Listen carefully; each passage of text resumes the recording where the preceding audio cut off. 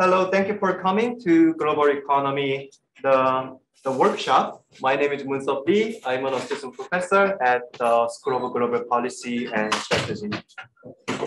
So we are very happy to have Giovanni Peri, the Professor Giovanni Peri from the UC Davis today. So he's visiting us as the Peter, the FQA, the Center for the Global Transformation, the distinguished visitor. So today's event is co-sponsored by the Center for U.S.-Mexican Studies, Center for Comparative Immigration Studies, and Center for the Commerce and Diplomacy. So let me briefly introduce today's speaker now. So Giovanni Peri is the professor of economics at the University of California, Davis. He's an editor of the Journal of the European Economic Association and in the editorial board of the several academic journals in economics. He's the founder and director of the UC Davis, the Global Migration Center. It is an interdisciplinary research group focusing on international migration, which is going to be today's presentation topic. So his research focuses on the impact of the international migrations on labor markets and the productivity of the receiving countries and on the determinants of the international migrations. So let me quickly set the ground rules before we start. So we will have a dedicated Q&A time at the end, but the clarifying questions from the floor during the talks are welcome. So audience joining us through the Zoom, so we are not allowed to send the questions, but we already collected a set of the questions in advance from you during the registration. So I will deliver some of those questions to the speaker during the Q&A. Okay, so without further ado, so let me present our speaker today, Giovanni Peri. Thank you. Thank you. Thank you, Marcel. I'm gonna take off the mask if that's okay with you guys, so you can hear me a little bit better. Thank you for having me here. It's wonderful. I had a wonderful morning, and yeah. So today I'm going to give you a little bit of an overview of a lot of my research and of other people focusing on the idea that immigrants are a very fundamental economic force in the world and in the United States. So let me start with the simplest number, which many of you already know, which is how many immigrants are there in the US. The talk will be focused on the US in large part, although I will talk about some global facts. The US has had a long history of immigration. This is the share of the US population, which is first generation and second generation immigrant. And as you can see, in the early 1900s, the US had a level of immigrant presence, which was even larger than it is right now. But in the last 40 years, since 1980, there has been a significant increase in immigrants. And so we can look back at a long history in which we see that Americans have experienced immigration. And during this long history, there are two types of narrative of immigration. On one end, maybe more than any other country in the world, the US has this awareness that it is a nation of immigrants. Immigrants have made the US. When they say have made, I think they have in mind really an economic, manufacturing, almost building type of concept. And there are a lot of imagery associated with this. If you have been a kid in the 70s and 80s in the US, you have done this Schoolhouse Rock, which was called The American Melting Pot, which is a very cute little song.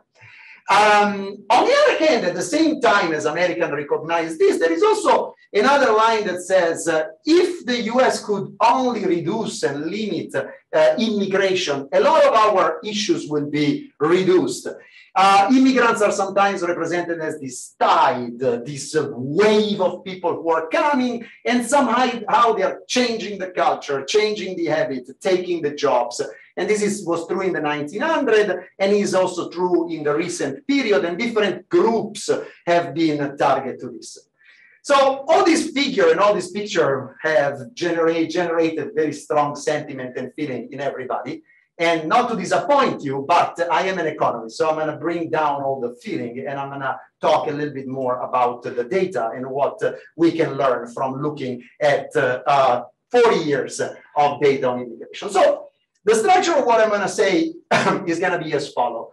First, I'm going to summarize 5 facts which I think are crucial in the last to understand the migration in the world in the last 30, 40 years. And they will be mostly about migrants, people who move, who are born in a place and move and live and work in another country. I will also talk a little bit of how to think in economic terms. I have an economic framework that frames many of these facts, or at least help us organize these facts, then to see what are the implications. I will have an aside on refugees, which are a very particular type of migrant, on which I also have a line of research that is focused, but today's talk will not be about that. And then I will talk about what do immigration in the US, what are the implications in terms of where immigrants go, what they do in terms of job impact on jobs, firms, creativity, innovation, and on the demographics and linkages. And then I will say, if there is time, something about, okay, after all these economic consequences, how do we think about the politics or the political potential implication of immigration? And then I will conclude talking about a couple of facts that seem to me to be emerging after COVID-19, which will very importantly affect how we think about immigrant potential in the future, but very interesting. Okay, so 5 facts first, 5 pieces of data. The first is, shouldn't be a surprise, but I want to qualify. So first of all, a little bit of clarity in definition. I'm going to call migrant in this talk anybody who is born in a country and work and live in another country. And a lot of the data try to capture all migrants, all people who move, documented and undocumented, for all type of reasons. Now, if you can define migrants as this, as a percentage of the world population, migrants have not changed very much in the 50 years from 1970 to 2020. So as a global phenomenon, if you like, just in sheer number, this has not changed. But one flow of migrants has changed significantly. In fact, has increased significantly. And this is migration from developing country to advanced economies. And here are the numbers. If you split the migration flows as percentage of the population receiving this migrant, and you look at migrant that moves from developing to developing country, from advanced to advanced country, and from developed to advanced country, you see that while in percentage term of the population at destination, these two flows have remained relatively constant, there has been a significant increase from migrants who come from less developed to developed. Developed, you can think, defined as GDP per capita as the group of rich country, OECD. You can cut it different ways, but the message is similar. In a rich country, the percentage of immigrants has gone from 4% to almost 10%. So a big increase. Of course, is still on average less than 10%. So immigrants are still a relatively small minority in rich countries. But this number has grown a lot. This number has grown a lot for 2 reasons, actually. Keep in mind. One, that the flow of immigrants has increased. And the second is that the population of the rich world has not grown much. In some places, has also shrunk. So as impact on the receiving economy, this has become a larger number. This is a phenomenon, this increase that if we look at Europe and the US, has happened similarly in these 2 rich parts of the world, which are the largest receiver of migrants. The US, the EU, the European Union is a little bit below in terms of percentage, but the trends are similar. So one, there has been this big increase. The second fact is that I told you that there has been a lot of inflow of people from less developed to developed country. But there is also another regularity that is pretty clear if you look at data in the world, which is that the largest country the largest emigration country, the countries where migration flow are larger, are not the poorest countries in the world, but are those with an intermediate level of income. So they are not a country like Afghanistan or Chad or Ethiopia, but they are countries like Mexico, the Philippines, intermediate level of migration. And here, again, for this fact, which I think is pretty well established in the time series and in the cross-section of which I will show you something, this inverted U, I think there are a couple of, although there are many nuances and theory, I think there is a very basic economic understanding. So here is the kernel estimate of the emigration rate by decile of GDP per capita. And this is migration so the average immigration rate, the dark blue is towards advanced economies, and this is towards emerging market and developing economies. And this is the overall. So you clearly see that countries at the low decile of income distribution have relatively low immigration rate. They put Chad and Afghanistan. And then this immigration rate increases mostly towards advanced country. And then at some point, of course, this, when country becomes particularly rich, start going down again. Mexico, I put it here because Mexico is almost on the declining side already. So in a sense, in this Mexican migration has certainly peaked. And why do do economists think that this is a reasonable, shape that you can explain? Well, here I put, don't follow too much, but this is the idea. If there are two forces that drive migration, one is the economic incentive to migrate. And this economic incentive is the strongest, the poorest you are. And then when the country becomes richest, the economic incentive goes down because it comes from the comparison of the origin and destination. And then there is a constraint, which is how much liquidity in order to spend on migration you have.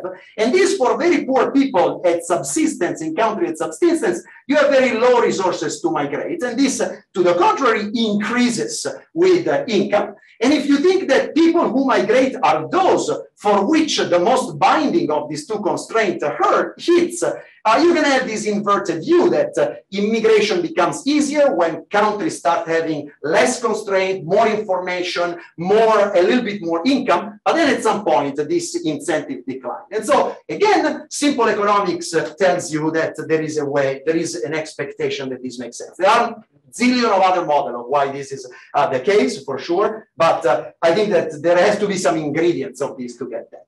That's the second fact. So, increasing migration from middle-income countries. The third fact that I think to me is striking and is important, and sometimes people don't say, when you see this big mass of people coming from middle-income countries, you don't know a little bit what type of skills they are going to bring to the rich economy. But there is this incredibly strong evidence and strong data that says that from anywhere in the world, from essentially any country in the world, the selection of migrants, of people who leave the country, is significantly, strongly positive in terms of education. Means the people who have a college degree or even more, they are much more likely to migrate than others. And of course, even here, these people who have high skill, very often have type of skills that we'll talk more, which are highly compensated in the world, maybe they are more transferable, and that makes sense that they have a higher return to migration, and maybe they have lower cost because they also have better way of accessing information and opportunity, better chances of connecting.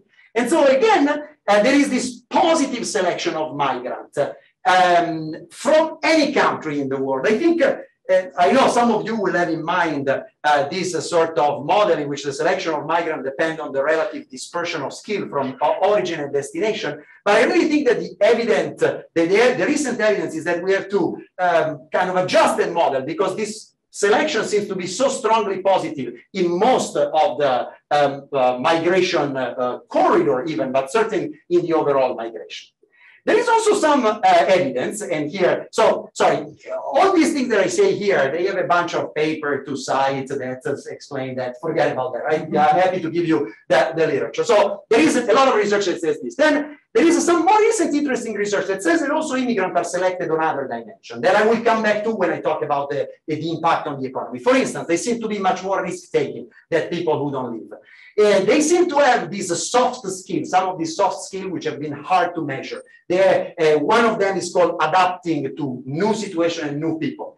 In some of the recent studies, they seem to have been selected to have better health. So there could be, in general, positive selection. This is a graph that tells you the extent, just measuring again. In this talk, I will mostly show correlations so that I keep things relatively easy, but there are sort of much more rigorous papers. This is a graph that shows the share of college educated, of highly educated, among people who are abroad relative to the share of college educated in the country of origin, measured in the most recent period that we have this data for, which is in 2015. And on the 45-degree line will be country for which the college share of migrant, of people abroad, is the same as the college share of people in the country. But you see that most of the country in which, and these are only non-OECD country migration, so migration from poor, you see that in some country the extent of positive selection is huge.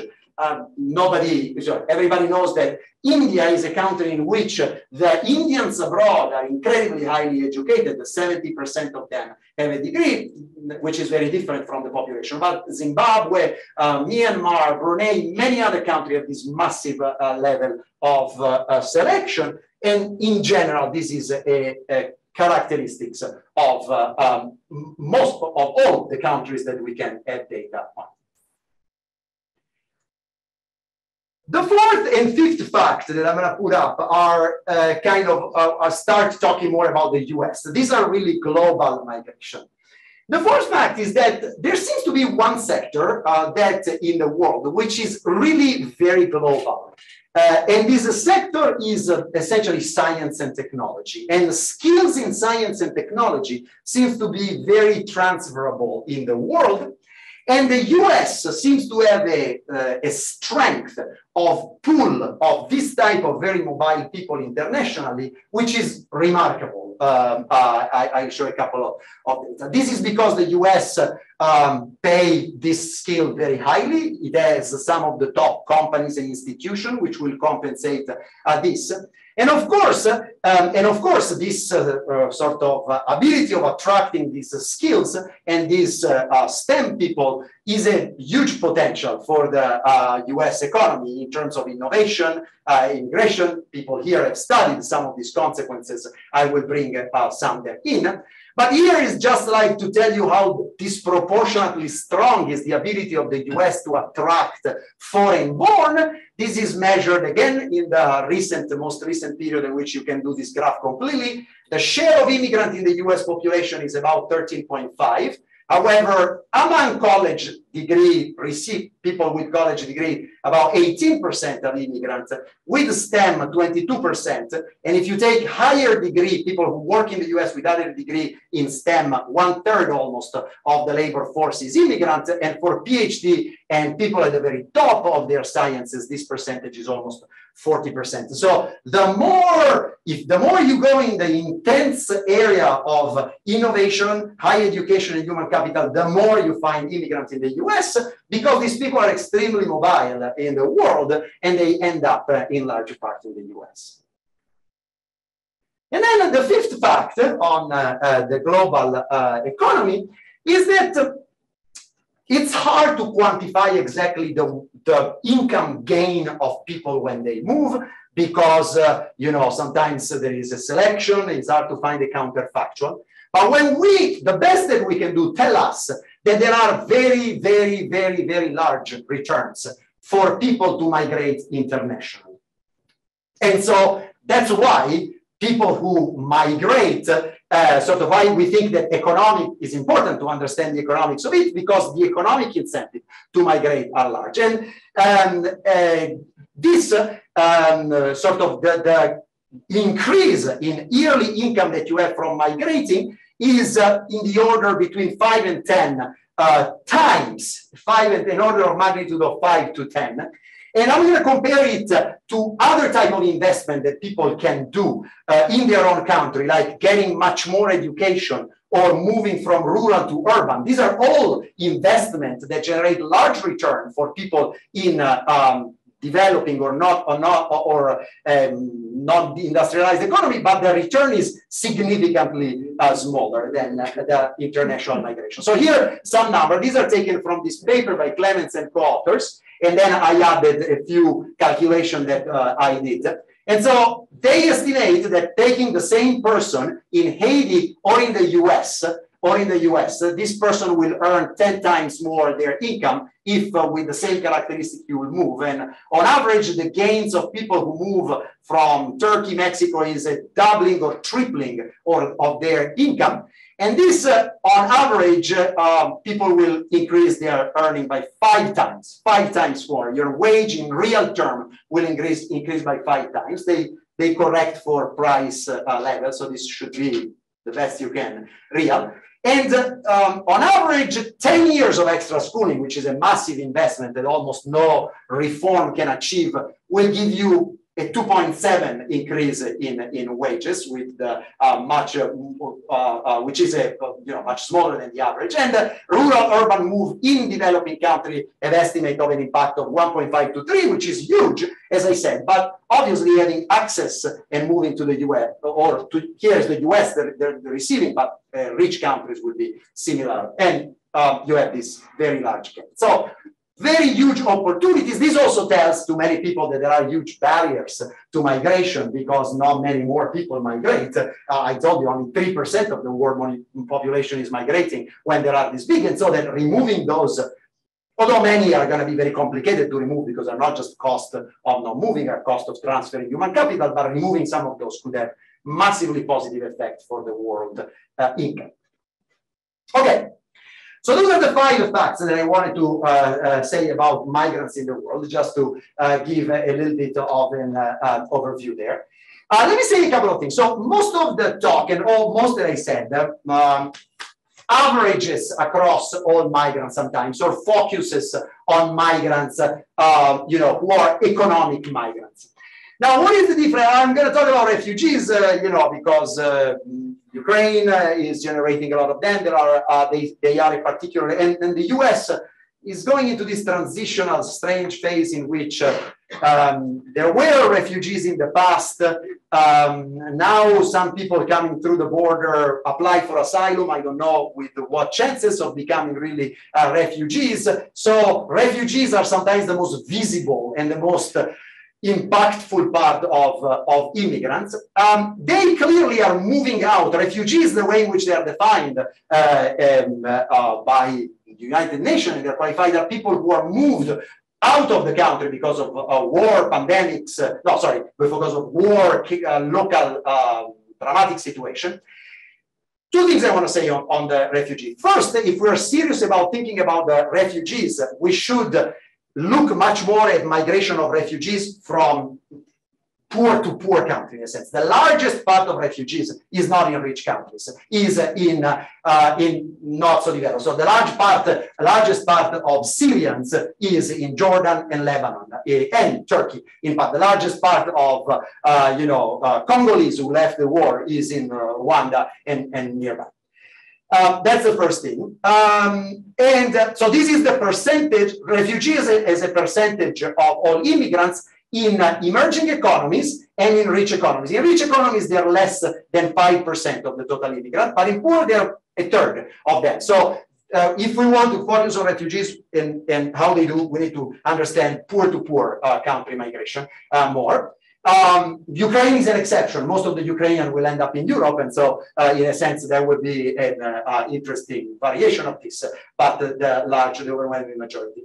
And then the US, if we talk about the US as I said, kind of a history of a very strong and very good economic performance of refugees in the past. The largest community of refugees in the past were the Vietnamese and Cambodians in the 70s, and the people coming from the Soviet Union bloc in the 80s and then 90s, and when the Soviet Union collapsed.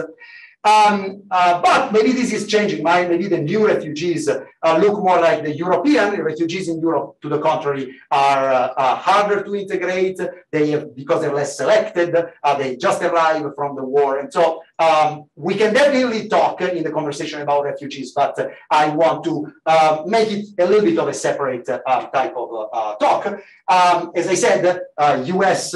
history with refugees has been a very positive history because they had very selected people who did pretty well, but the recent asylum seeker from Central America can be very different from this. And so maybe we're in a new situation which we need to think about refugee in the US. Okay, that was the aside. Okay, so after having told you about this, let me talk a little bit about, so what about the impact of immigrant on the US? Or what about immigrant and the US economy? So one thing that I think, if just the first thing that people want to hear, essentially, in a talk like this is, do immigrants take the jobs that Americans would have done? Do they hurt us? And this is an incredibly powerful imagery. And this is, I think, in the economics, this is based on this kind of Malthusian view of the world, which is that there are some big sudden inflow of people in a world where there are very constrained productive capacity, and so this increases the supply with everything of worker, with everything else constrained. This has to have some displacement and depressive effect. However, all the research that we're doing as economists on the impact of immigration show instead that most of the economic migration in the world is not just a flow that happens from one day to the other. It's a relatively slow inflow of people who are very differentiated among themselves, not a mass of undifferentiated people, in a world where, and into economies where sort of diversity of skills, complexity of technology are important, and they are accompanied by investment and growth in a dynamic way. So the economics of migration, to me, when you want to understand the effect of immigrant on the economy, you really need to talk more about the economy of different skills, different ideas brought by them, potential for entrepreneurship and innovation, and I will tell you why, rather than an economy in which we can model things as there is a fixed amount of land, and so when you have more people in a place, there is going to be some displacement and some decreasing return. The economy of the framework, in a sense, of what do an increase in on people, of worker do to the productivity, it has to be more a framework in which specialization, human capital externalities, interaction, differentiation generates a positive association between productivity and number of people and density of people who work. So this is the frame that all the relatively new type of economic theory and economic test, so the new growth, the new geography, new trade, new urban economy have, rather than the framework in which agriculture has a fixed, is a fixed factor, and the more you have immigrants in this world, the more you hit the marginal decreasing return of land or of some fixed factor, and so you have crowding, competition, and congestion. Now, there is a lot of evidence that tell us that more people, more density, more variety is associated to more variety of skill, more competition. Here, I just list some of the sort of characterization of this, but let me show you just some correlation. We know very well that in the US, if you look, and again, this is a correlation, but there are, I will tell you, stories and models and evidence that says that there is also a causation type of story.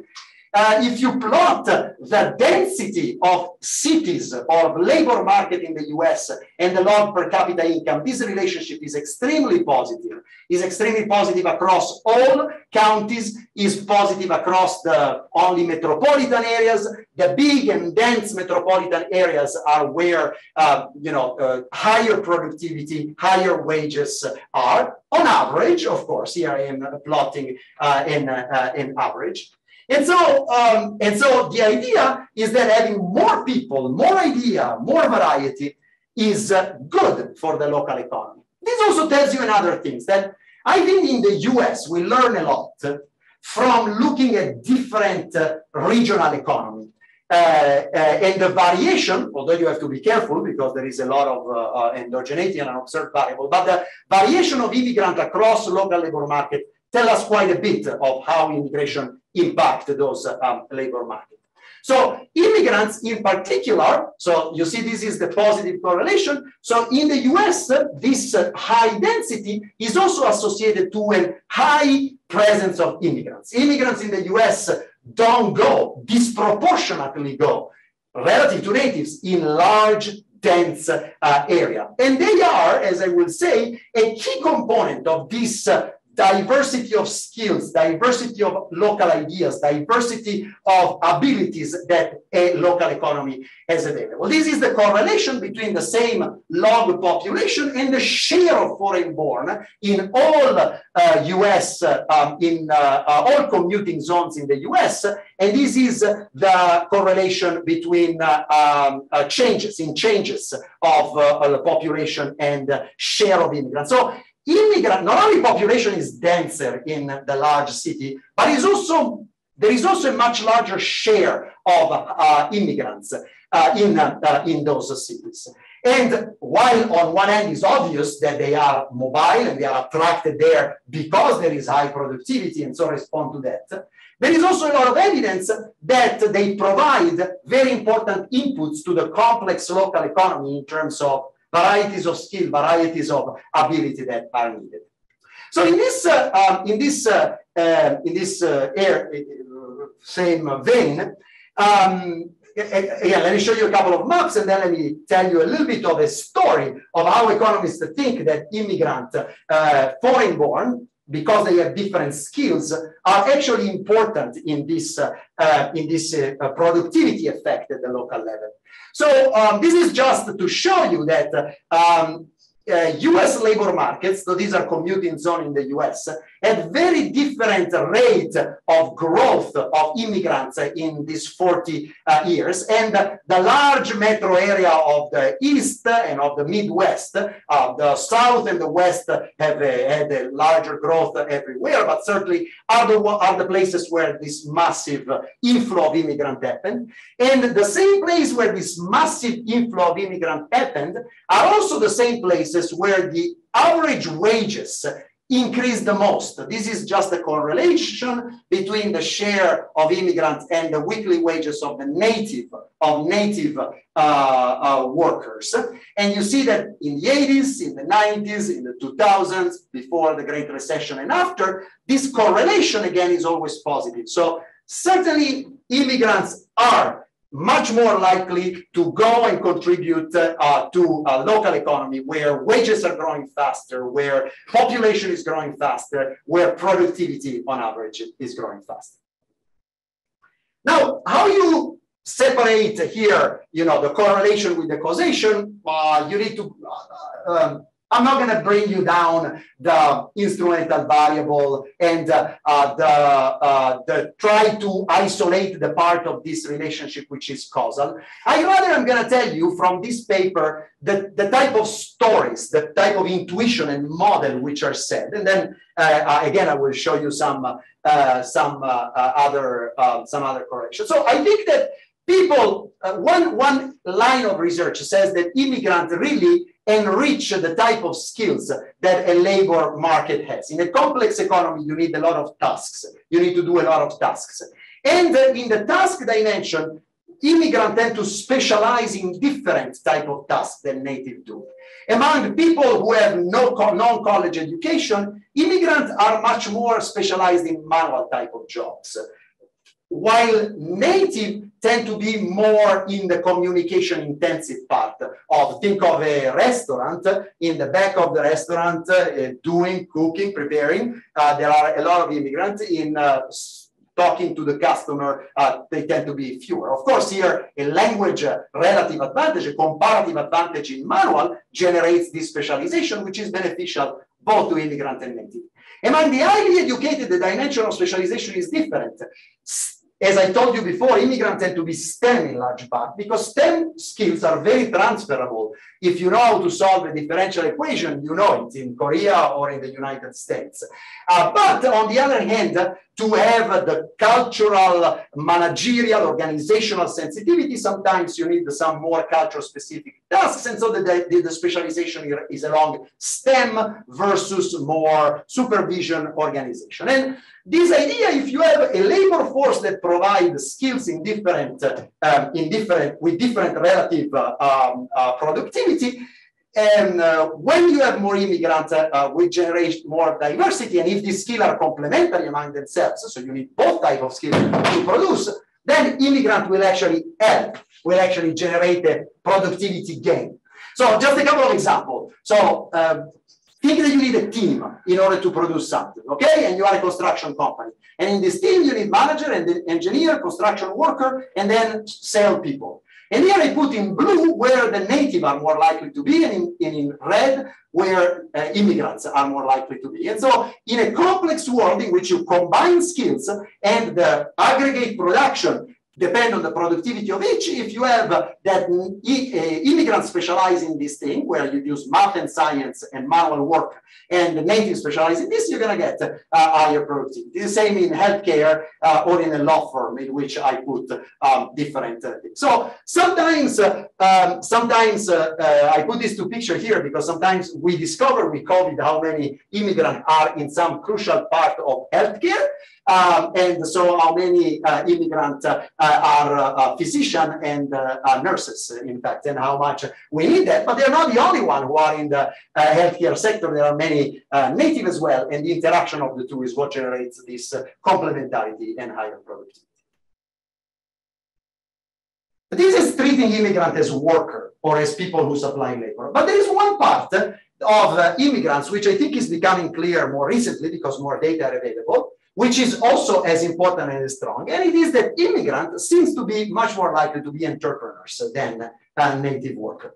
Remember when I told you that some of the characteristics that you need to migrate or that migrants select is that you need to be more risk lover or less risk averse and more adaptable. This seems to be also characteristics that are good if you want to be an entrepreneur. And so for a selection reason, immigrants in the US, there has been a lot of qualitative and then kind of correlational evidence, and recently more causal evidence that more immigrants generate more entrepreneurship, and more entrepreneurship at all levels, at all size of firm. This is important. For a while, people say, yeah, immigrants are self-employed because they don't find, it's harder for them to find a job, and they create a mom and pop shop. But with good data, you actually see that that's not the case. This is a graph that comes from this just published paper by Pierre and co-author that shows for each size of firm of with 1, 3 employee, 10 up to 1,000 plus, what is the probability that an immigrant or a native will will be the founder, the entrepreneur of such a firm? This is a log scale. And so in this log scale, everything is compressed. But first of all, immigrants are more likely to generate firm per 1,000 immigrants or 1,000 native are more likely to generate firm along the whole scale. And this difference between them is a threefold scale, threefold time. So if native, only 2.7 out of 1,000 will generate a small firm with 1 employee, but 7.7 immigrants. And then when you go to giant firms, 7.7 immigrants out of 1 million will generate this firm, but only 2.8 native. So this idea, if you take this data and you bring them into a model and see how many jobs immigrants create as being entrepreneur, you find that this difference, this 3 times larger entrepreneurship rate, if you think that this is sort of, they are crucial in creating that type of company, you find that already this type of function as job creators sort of more than offset any effect in terms of job destruction that they could have as a worker. Let me say one thing.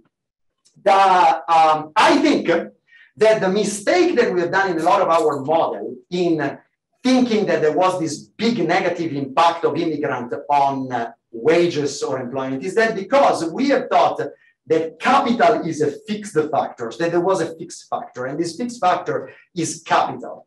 And capital is hard to adjust, and so immigrant come, reduce the capital labor ratio, reduce wages, and so on, as economists. If the scarce factor is entrepreneurship rather than capital, so if you set up the firm in the US, capital is easier to find. If you are in a city in the US, you can raise capital if you have more workers easier, but it's hard to find an entrepreneur. If the scarce factor is entrepreneurship, and if immigrants have more entrepreneurship than native, The opposite will be true, right? Will be a little bit more immigrant, will generate more entrepreneur per worker, and so more job per worker in the economy. So that's an interesting thing. Okay. Then, as I said before, creativity and innovation seems to be strongly correlated with how many people you have in science and technology thinking hard. I have already showed you how overrepresented are immigrants in science and technology. And then here there are several papers that show how more. So there has been a lot of research on looking at how the H-1B visa program, which is this program that admits highly skilled, and the variation of H-1B across locations, across firms in the US, has generated different level of invention. People have found essentially that there seems to be a correlation between inflow of highly skilled immigrants and innovation. There seems to be a decline when more high-skilled immigrants come in. There is less outsourcing, offshoring of innovation, as if to say, if immigrants don't come in the US, not necessarily this innovation and this research is done in the US, but is offshore outside. And then we have this paper with Kevin Shee and Chad Sparber that show that looking across US metro area and using the H-1B change to impute the change in foreign STEM, you observe in the long run a clear positive correlation of inflow of foreign STEM and wage growth of particularly of college-educated American, not so much of non-college educated, as if innovation, productivity growth that these people generate is particularly beneficial to highly skilled American, highly educated American in terms of wages, in terms of productivity. So those are important effects. Okay, so these three sort of skill of worker, entrepreneurship and innovation are important I think are important areas, and I'm happy to discuss much more in detail. This is where a lot of my research has been in trying to show that this connection and this story that I have been telling you seems to be, supported even when you do a more careful identification, more careful and detailed granular data analysis. Of course, there are another couple of areas in which people seems to say immigration, especially going forward, is going to be crucial. One is this fact that immigrants on average are younger than natives, and they have more kids than natives. And so countries that have had more immigrants and have more immigrants among the rich nation are shouldering better, are kind of containing better the negative effect of aging and of population decline. In the US, so it's well known that countries in Europe are aging and shrinking faster, many than the US, and some Asian countries even more. And they don't have as many immigrants. In the US, this is the change in working age population due to Americans, immigrants, and second-generation immigrants. And as you see, until the early 2000, the contribution of a native to the growth of working age population American the contribution of native, which is the light blue, was positive. And then as the baby boomers start to retire, get out of this, the native contribution starts being negative. And the projection is that the only reason why we'll not have a negative overall or a shrinkage of the working age population is because of immigrant first and second generation, given the larger size of second generation. These are projections that, these I took as a projection. This was an MPI brief. And I'm not sort of assuming an immigration rate which is relatively constant moving in the future. I'm going to show you as in the last part of the COVID effect, how immigration rate has not been constant at all in the last 2-3 years, but we don't know what will come later. So that's an important effect, a demographic effect. And finally, the other area for international economists where immigration has been studied a lot as an important generator of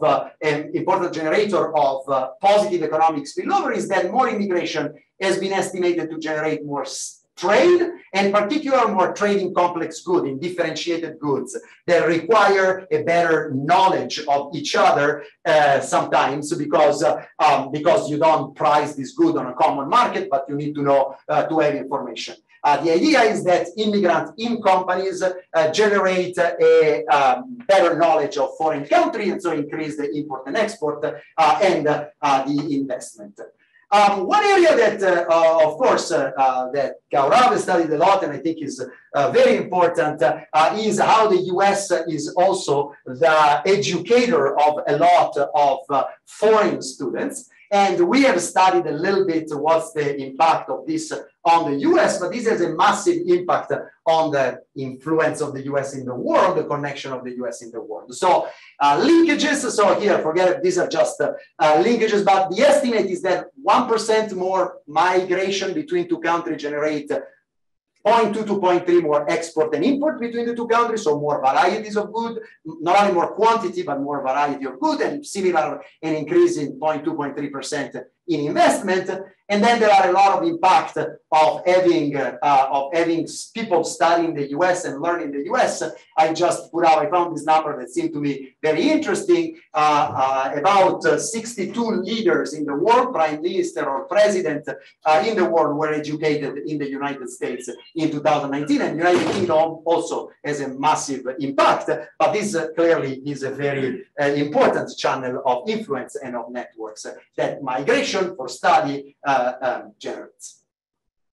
Okay, so this is a little bit the overview of all the economics of it. So let me spend the last 10 minutes just talking about two other aspects. One is, you know, I know for the, if there are non-economists in the audience, always the reaction of non-economists is that hey, you economists keep telling us about all this positive effect that immigration has, and how come? So there is such a big opposition to immigration. How come we didn't figure out a way to tell people that immigration is good? And so, of course, immigration is a very complex thing, and the economic aspect of it, I think, is very important, but it's by no means the only. And very often when sort of economists, political scientists try to look at how the opinion of people about immigration translate into their attitudes, they find that people mention other things which are not the impact of immigrants in the economy as the main reason why they are either opposing or in favor. They talk about, you know, how they're different from us, how they introduce, some people call this, they affect the local environment, how, of course, they imply a change. Even from an economic point of view, the fact that you have different skills, different organization on the labor floor implies some transition and costs. One thing, though, that it seems to me that is coming, is becoming clearer and is being researched more and more, is this idea that information has some important role. And the misperception, people very often seems to have a very weird and very incorrect perception on many facts about immigrants that shape the way they think about. So for instance, you know, there are some papers that try to treat with information some individual and see how they change their opinion, but they all start from this idea that if you ask people in a country, they all massively overestimate the number of immigrants that are in a country. And they all massively overstate the unemployment rate among immigrants. So clearly, this perception must be part of, or how we can use information to change the perception and to provide some maybe of this information to change opinion. And then one question which I think is interesting is, will more immigration in countries increase or reduce the anti-immigrant stand of native? And in this, you know, we have done some research in the US. In Europe, there is a lot of studies that have used this recent inflow of immigrants from Syria, in large part, the refugees from Syria, to look at whether where there were more of these refugees, the political sentiment became more anti-immigration. And they seem to find that more of these refugees are associated with more anti-immigrant. So a sudden inflow of immigrants of maybe of a certain type seems to be important, but with many qualifications. You know, sometimes it depended on whether you were young or old, or whether you were in a small or in a large town, with a lot of heterogeneity. In the US, there is been some study, a little bit less. So we just asked in this if US voters responded to inflow of immigrants, dividing immigrants between college and non-college, in a sense, high skill and non-skill. And we found essentially what is summarized by this graph, which again is a correlation, and then one is to do the IV, the shift share, and try to convince people that when there is an increase in the share of highly skilled immigrant in a location, the share to the Republican vote goes down. When there is an increase in low-skilled immigrant, it goes up a little bit. Here I didn't put the bubble. A lot of these are very small places, very small location, small in population. But if you put them together, if you put them, these two effects together, what they really suggest, given that large cities are both where high-skilled and low-skilled immigrants were, this type of estimate will suggest that the overall effect is that more immigrants in a location will actually increase on average the pro-immigration stance. And again, there is a lot of heterogeneity, massive. But this is interesting, we thought, and this corresponds to our understanding of what is happening in part in Europe too.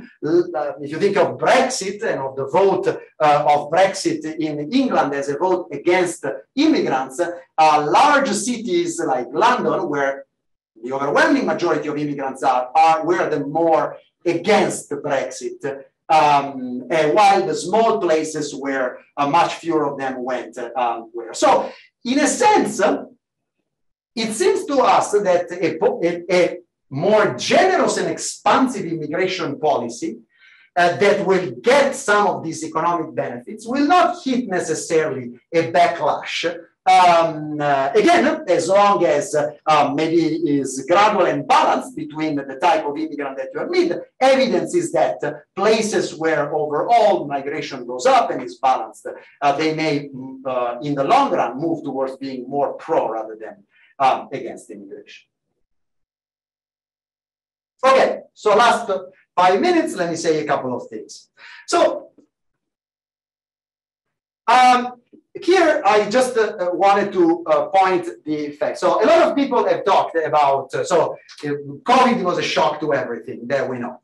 And at this stage, I don't have something brilliant to say about how COVID is going to change the future of the immigration future in the US, the mobility of immigrants. But I have one fact that, we with some students, we kept running and running. And that seems to be very strong. So 3 facts. First, one thing that to me is dramatic is how, so this is the working age foreign-born population in the US from the current population survey from 2010. And then how essentially we have lost 2.5 years of immigrants relative to what the trend was. And so if you take this difference, in February 2022, there were 2 million fewer immigrants than if we had this continue at the trend of the pre-2019 flow. As you see, this is the COVID crisis. During the Trump administration, already sort of in the later parts, there are ups and downs here, but there was a start. I can talk more about, it seems to us, breaking this down, that already in 2019, we started to see the effect of fewer low-skilled immigrants in the US because of the travel ban, because of the slow processing of visa, and then also high-skilled immigrants stopped coming with the start of COVID, so we lost 2 million people. Now, of course, this is in a time in which we are all worried about shortages, and so just to have an idea, we correlated a measure of intensity of shortages across sectors, which is how many unfilled vacancies there are relative to employment across the sector, with how much the sector depends on foreign-born. And you observe two things. One, that there is a clear positive relation. So sectors where more depending on immigrants, in particular food and hospitality, have a larger shortages. But also that food and hospitality are really out. Something else is going on. Clearly, people left, or there are fewer people willing to take this job. So there has been many other causes. But think about the world as is in the US. Americans are retiring. They retired even faster. Remember that graph of the population in working age. Only if immigrants come in and replace those Americans that retire, we're going to keep the labor force constant. Here, for 2 years, we had that Americans have retired faster because of COVID, and immigrants have not arrived at all. And so in some sector, these start hitting, and this drastic decrease in supply in some sector will be, seems to be an important fact. At the same time, during COVID, we learned that foreign-born are really overrepresented in some sector which we called back then essential. And even if forget about the essential, look at just healthcare. Healthcare in every state, in every big state in the US, the percentage of immigrants in healthcare is larger than the percentage of immigrants on average in the labor force. So in California, almost 30% of the people in healthcare. In New York, more than 30% of people in healthcare are immigrant, 10% more than the average. So these two things, shortages, stop of immigrants, and their important role, have made some people say, yeah, maybe this is the right time to think about changing a little bit our immigration policy. This is the time when it's evident that we have lost immigrants, that in some crucial part they are. But on the other hand, and that's the third thing that I'm gonna put, there has been no sign that really the sort of that we're gonna tackle any policy that will make us catch up. And here I just list 3 policies which I think are reasonable, and I think they have been on the table for a long time, and I think this would be, from an economic and a perception point of view, the right moment to do it. But you can just look at them by yourself if you are in this area. This would seem a time in which, given the shortages we have, it will make sense to allow some of these undocumented who work in the US economy. And in fact, there is evidence that they are working back at high rate, but they are kind of stuck only in a few sectors. If they could move and fill some of the vacancies, they will help. There is no evidence of this. Maybe this is a good time, given that we lost 2 years of college-educated inflow. So of those 2 million, 1 million would have been college-educated. Maybe this would be a good time to try to increase a little bit the number of H-1B organing card for highly specialized, but there is no discussion about this. And there have been a lot of discussion of making the people who get a college degree in the US more, giving them an easier path to get at least a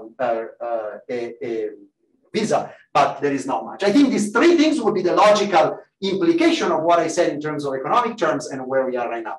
In general, I have been for many years saying how if we inject a little bit more of economics and data in the way in which we think about policy, and we tone down a little bit the emotions there, we would go in a more constructive direction, and all this is to do that. So, to conclude at the end of this hour, I do think that immigration has been, and will be a very important force in shaping the US economy. And to me, it seems that starting from these economic gains that exist for immigrants and for the receiving country, and the kind of characterization of them as a basis to design policies which are going to be in the direction of growth and of both immigrants and the US, seems a solid basis to at least discuss and start a discussion. As in all the talk that you do now, you acknowledge that COVID impacted a lot. In this case, impacted a lot the international flow, the mobility of these immigrants, and also the perception and the view sometimes of immigrants in this country. Where we will go from now will depend a little bit on what happens to the economy, but also the political will that we follow, and we will see what happens.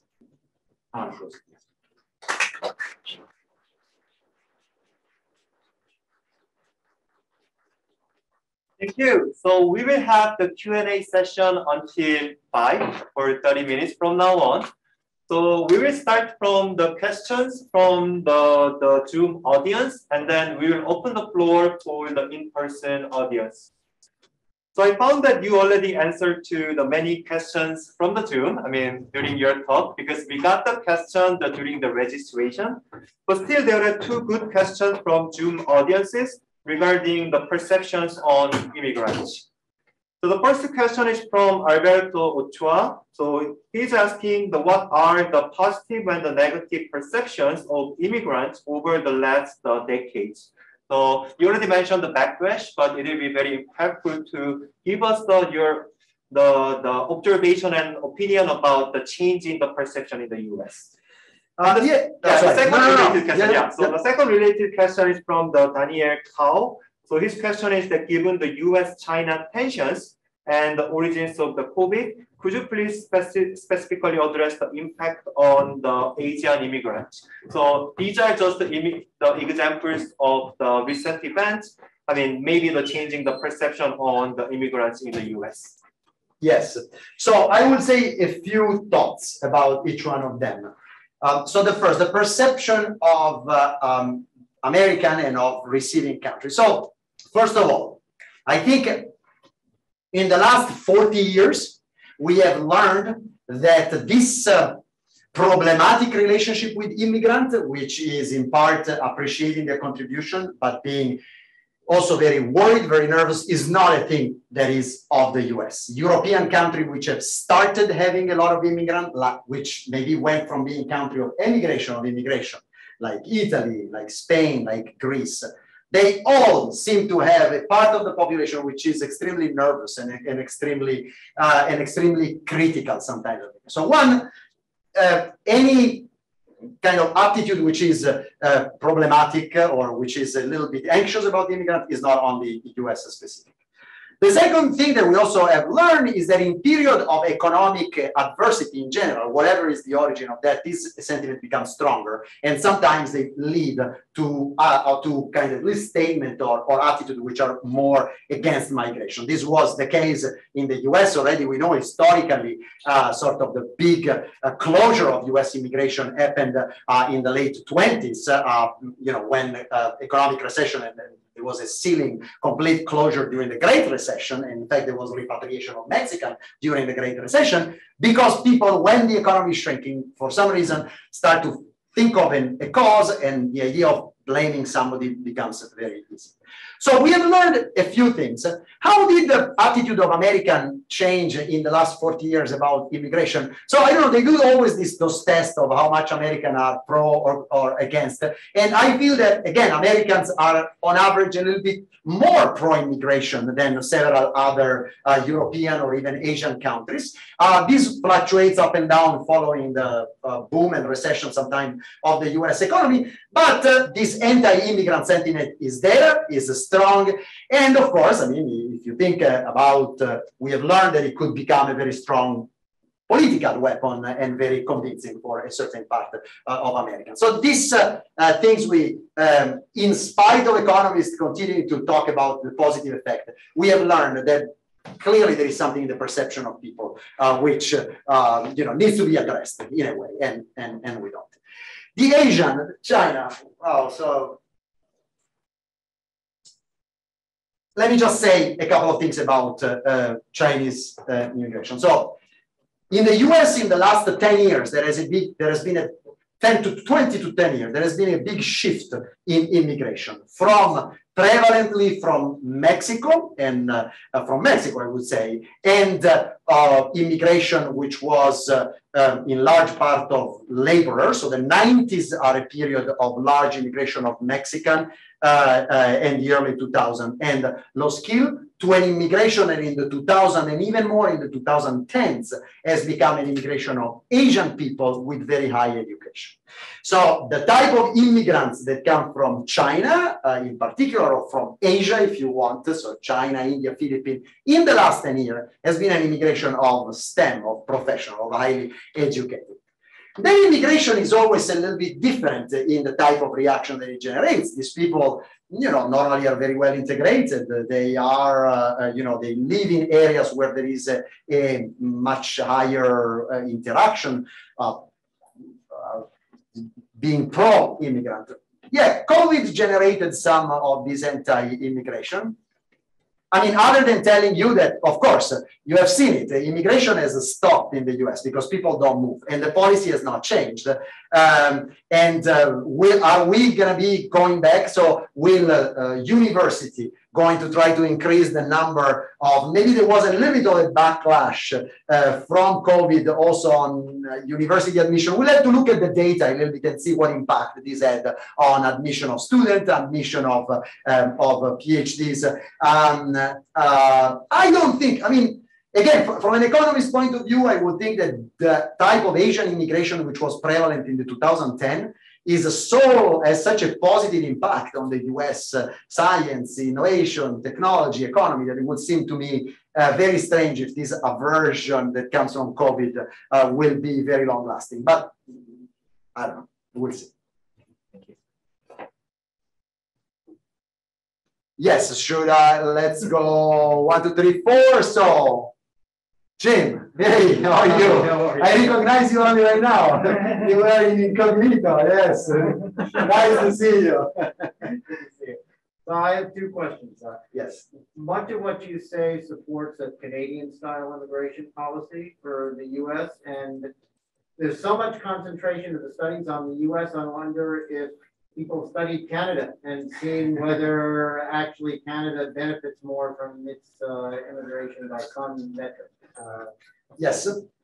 Us both, and then okay. I got The it. second question is, a lot of countries deal with low-skill immigration through some kind of contract system rather than a path to citizenship, like we have, and this is especially true for domestic service, right? But in other areas as well. And I wonder if you could just comment on that. So the Canadian system, there are many positive aspects of the Canadian system, which just for everybody is a system that essentially give points to each person who wants to immigrate, and a lot of points, and so a lot of much more probability of immigration is given to having a high degree, doing a job which is in high demand. I like the immigration, so it has been studied, and there are several studies, and I would say that a lot of the immigration, Canada is taken as an example of high-skilled immigration. Australia is the other country that has a similar system, and so a lot of this positive high-skilled impact of immigration on Canada, I would say, are there, and there is evidence that mirrors some of this. The Canadian system has a very hard time to admit those manual workers in sectors that still are in very high demand, that essentially the US has filled in large part in the past with undocumented immigrants. So what I wonder about the Canadian system is that is very driven by skills and on the paper qualification, but not so much labor market, labor demand driven. And so a system like the H-1B in the US, in which there is a little bit more of this labor demand, because you need an employer who wants to employ you, and then you are matched with the right worker, has actually some advantages because it will demand more people when there is an expansion and fewer when there is a contraction. Definitely Canada has had a lot of the benefit from high-skilled immigration that the US had, but the immigration system in Canada will not kind of be part of solving these shortages in domestic work, restaurant labor, which I think are also as a very reasonable and very economic-driven type of migration that in Canada exists much less. In terms of, how do you, what is a good, so given the high skill we want and we can have a point system, what type of way of admitting people who are doing jobs that don't require high skills but are still in high demand, what should we have? Okay, the US has no way for those people to come in other than family reunification. If you don't have a college degree required job in the US and you don't have a relative, you don't come in. This seems to me an inefficient way of going. The contract and the temporary worker, I guess you're thinking, so there are some extreme version of this temporary worker that clearly we cannot envision. So the one style Gulf countries. So there, a worker comes and is tied to an employer, is almost, I don't want to use a big word, but is almost enslaved, or in any case, is so dependent, and is sent back as soon as this finishes. This seems to me that in a democracy with the similar rights is not reasonable. There are in the US some very specific seasonal visa for agricultural worker and seasonal worker. But they are incredibly constrained in terms of condition. Maybe expanding some of this sort of working contract on some occupations, some jobs which are needed, like domestic labor, like agricultural, like seasonal. I would think it would be a good, reasonable first step. I, in the past, have argued, I have been maybe too much as an economist, I'd be a fan of this auction allocation of visa to employer. This idea that you said, we need this many workers in this area, there are 7,000 visa, you apply for it, you pay the fee if you want to employ, and you employ but then you employ the worker, then these workers are still mobile, so you can trade them. There is some mobility that guarantees the competition. And then through this, over the longer run, if the person stays 5 years and is renewed and the employer is happy, there should be a way also to get permanent residence. I think that a chance for permanent residence for people who have worked here for a while and the employment is happy is part of being a democratic and civil rights society, should be allowed. But for all, you're right, it doesn't need to be immediately to admit them as a citizen or as a permanent resident. There could be a 10-year period in a sense. That's my question. Yes. So, yes, Dave. Yes, Giovanni. So thanks very much for this great overview of what we know. If you were to think of a couple of big questions about the impacts of immigration in the U.S. to which we don't have the answers, what would those be? Yes. So we don't know a lot, even in what so. We know much less, I think, because we know much less about the specific fiscal public good impact of immigrants, I think. So, how much immigrant impact local sort of public good provision, school. So there is this literature which is a little bit more accounting of how much they pay in taxes and how much they demand. So I think that better data, better thinking should help us understand, in a sense, beyond an accounting version, how immigrants affect the fiscal balance of the US, the sustainability of maybe the social security system. Here, I think we are much more model dependent and a little unclear on the economic side. I still think that we know much less on also on the impact or the impact of the second generation, I was going to say. So sort of how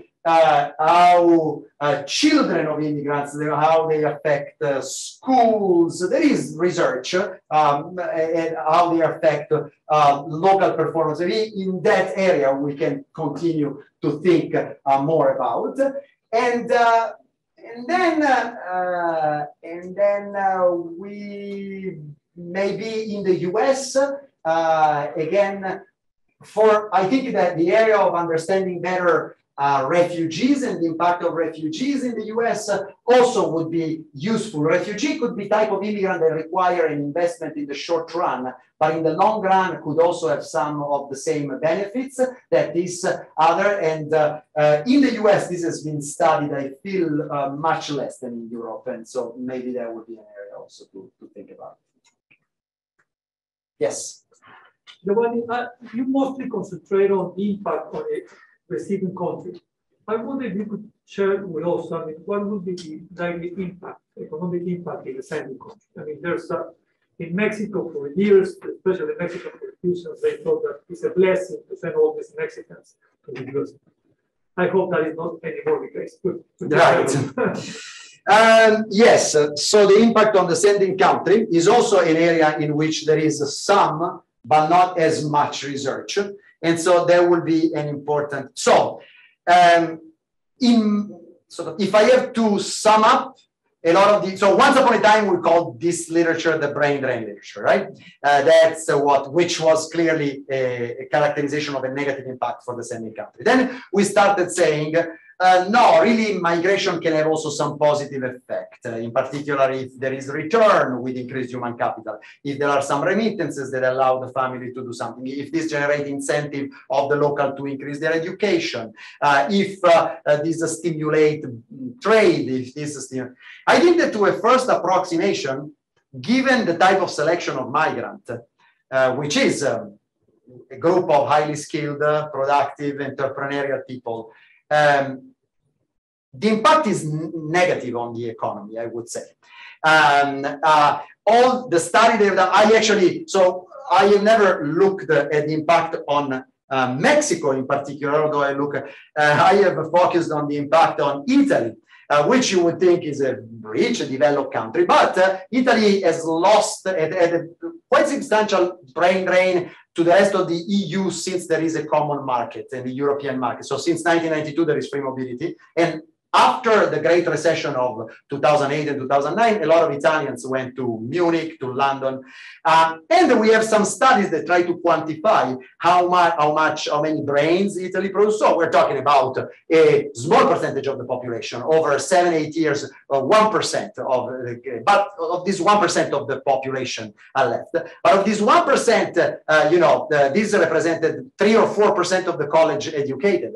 And then we looked at the impact on potential local entrepreneurship. If places that lost a lot of immigrants had less firm creation. And again, with all the caveat of identification, we seem to find a significant effect. Some of these persons were entrepreneurial. And we only looked, so this has happened 10, 15 years ago, and maybe some of them will go back and will help the economy. So first assessment, I would say that the mobility of migrants, given the type of migrants that and the selection, is good news for the migrant and the receiving country, not as good news for the sending country. But there are some conditions that you can create that are actually interesting. And again, to cite an example on the opposite direction, there are several studies and several people that argue that the return of some migrants has been a key part, for instance, in the start of the Indian high-tech center, or the start of Taiwan development, or more recently, there was this big flow of Polish into Western Europe that now are starting, and Romanian, in fact,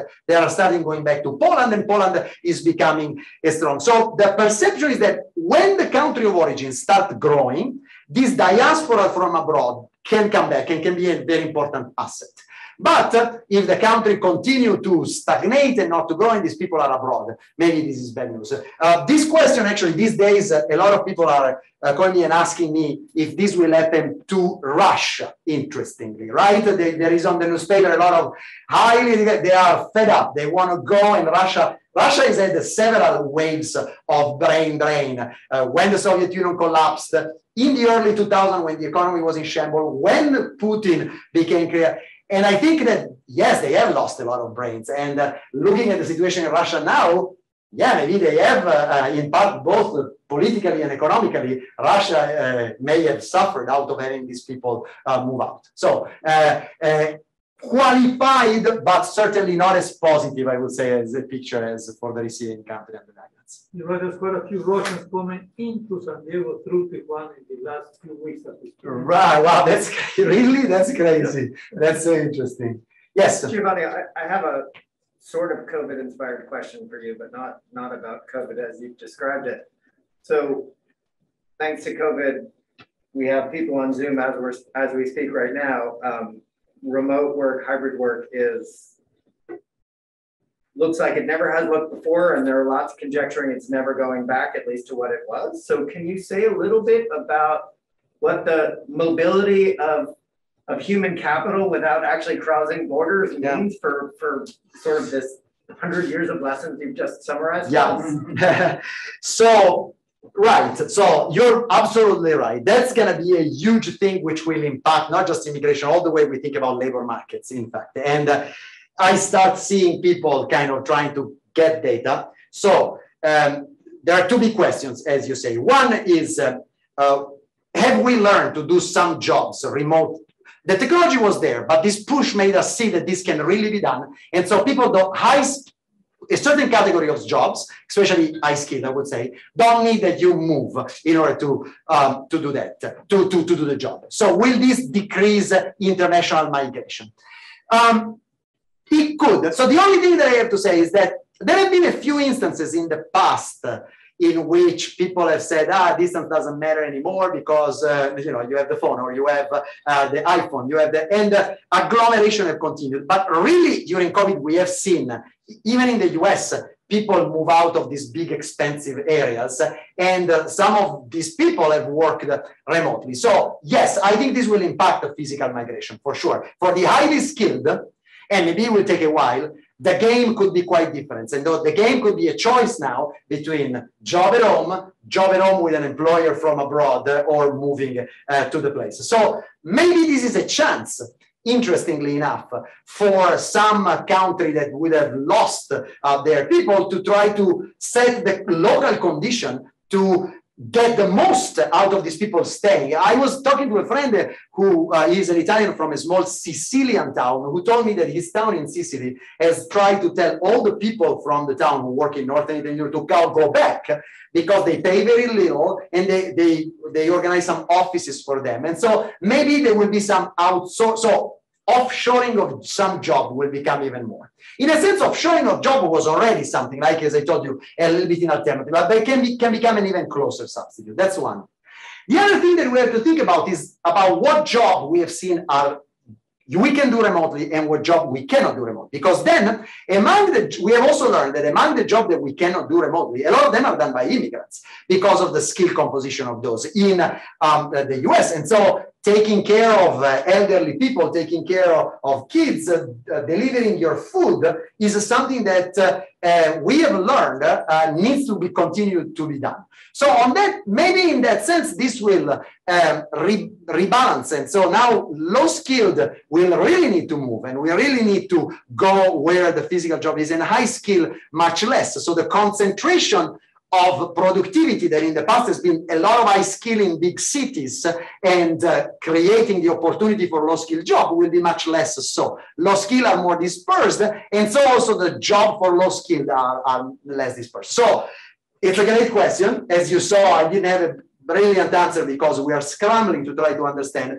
But I think that some element in terms of, this being a real alternative for some people to international migration, and which job will fill this most. This will be a big and important challenge. And do you have an intuition on Rafael's question? So imagine now folks, high-skilled folks are going to stay in Mexico, but work for the US.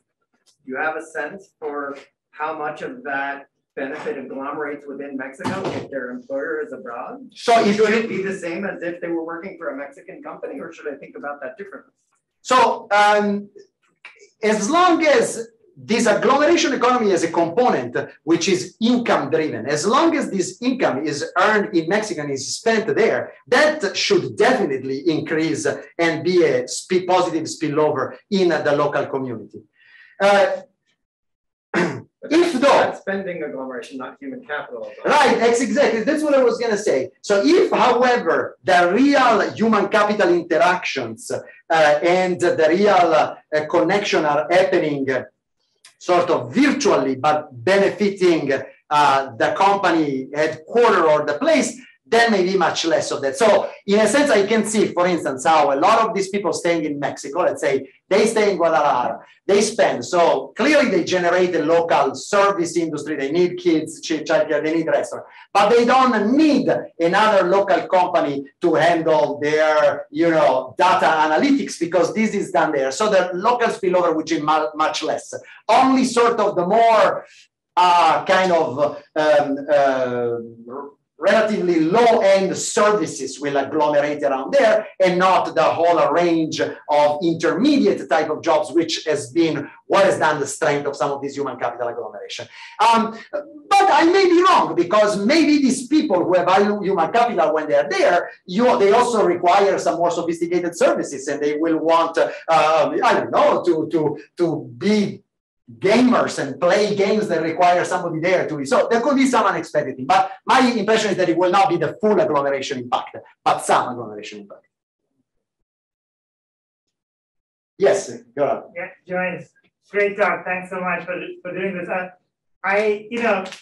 This fact that a lot of these immigrants are entrepreneurs, innovators, I'm trying to think about if we can understand a little bit more about why that is. And you gave a few great suggestions. So I'm trying to think of, for instance, let's contrast two maybe types of stories.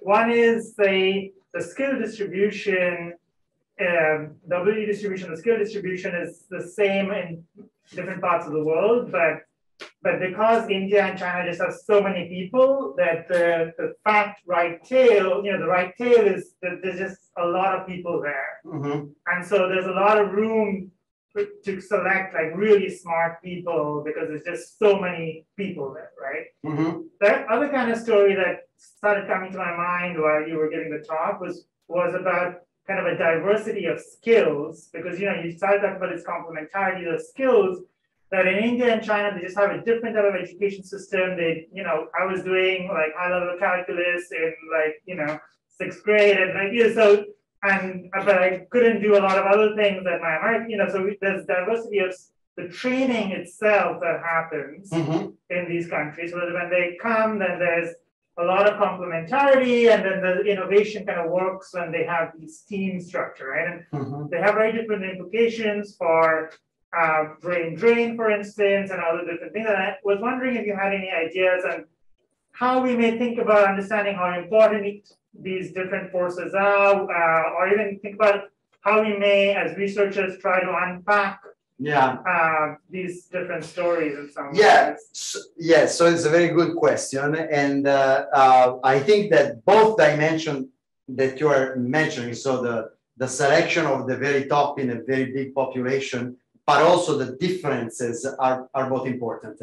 So in a correlational way, in a still, I don't think, a very cleanly identified way, there are quite some type of study that construct these country of origin diversity indices, especially among the highly educated, and they show the very strong correlation with local innovation, local productivity. So in a correlational way, it seems that just selecting only very highly educated and potentially smart people is not the whole story of why in some cities in the US, in some companies in the US, there is higher probability. It seems that really, as you say, having an Indian who has studied calculus in India, a German who has studied philosophy in Germany, and an American who has studied music here, putting them together creates something. This is what, I mean, here we are, a lot of these, the business people, right? Really, that's the way in which I think about diversity and idea.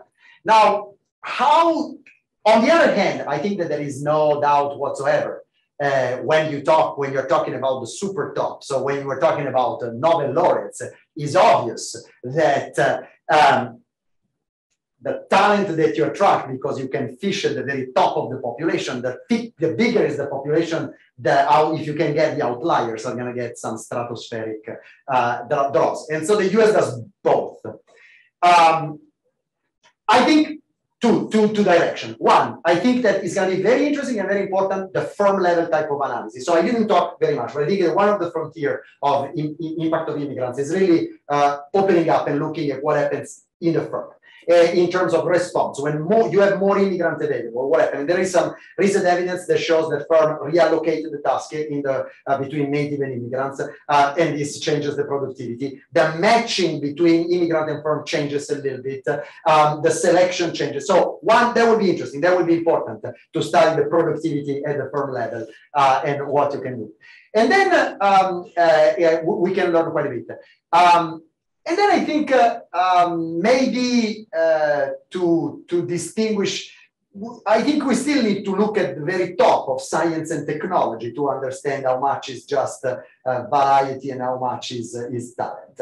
I think we'll learn more, and I think I could bet from what we already know that the diversity of origin and of culture, this has a part, and the quality that you draw as another important part. If you had to ask me now, I would say from the evidence we have, I think that the selecting the super top is a big chunk of the story here. It's just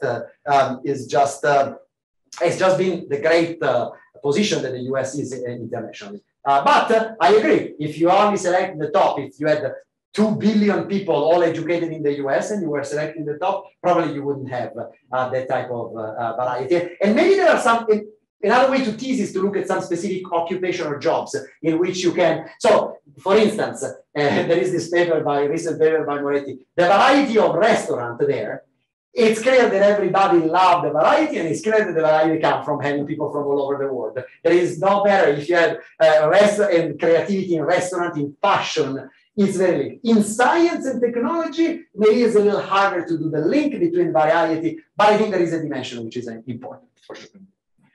Okay, so it is already 5. I will be again the bad guy, but I need to wrap up this amazing session. I mean, thank you everyone joining us in person and the Zoom.